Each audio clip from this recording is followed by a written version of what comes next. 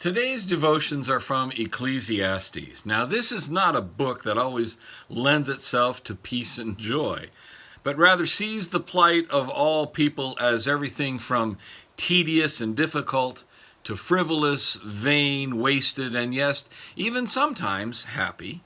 However, today's reading is about the common enemy of all people, death. And for some reason, I found it to be strangely comforting.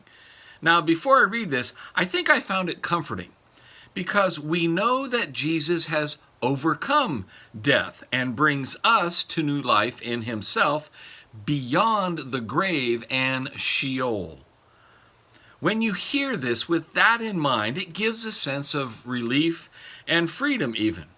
We are made new in Christ, in the blood of Christ, who suffered the pangs of death on the cross for all people, so that we might not see our life's end as the end in Sheol, as the preacher of Ecclesiastes presents it. No, in Christ, we are free to see past the place of death, Sheol, as a place with no hope. However, this same knowledge should spur us on in our need to share the gospel, because for those without Christ, what we're about to hear is indeed frightening and terrifying. Therefore, we want to do all we can do to proclaim the love of Christ to them, so they too might share in the living hope of salvation and restoration that in Jesus takes us eternally beyond these words of Ecclesiastes 9, verses 1 through 10. Listen. But all this I laid to heart, examining it all, how the righteous and the wise and their deeds are in the hand of God.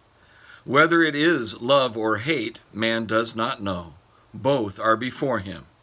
It is the same for all, since the same event happens to the righteous and the wicked, to the good and the evil, to the clean and the unclean, to him who sacrifices and him who does not sacrifice. As the good one is, so is the sinner, and he who swears is as he who shuns an oath. This is an evil in all that is done under the sun, that the same event happens to all.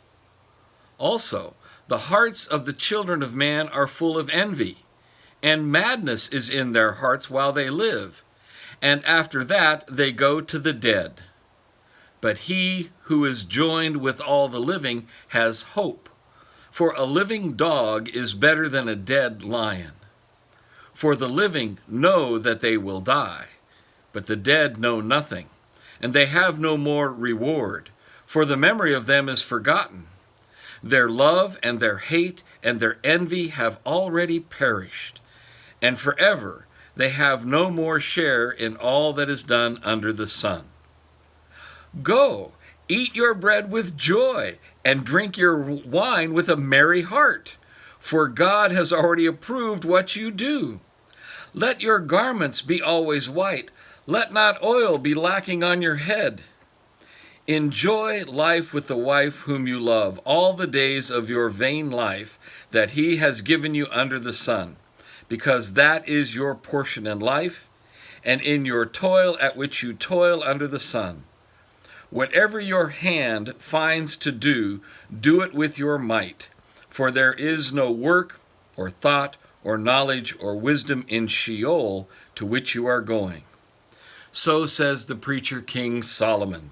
But take heart, my friends, for in Christ we go beyond Sheol. God's peace is with you today. Goodbye.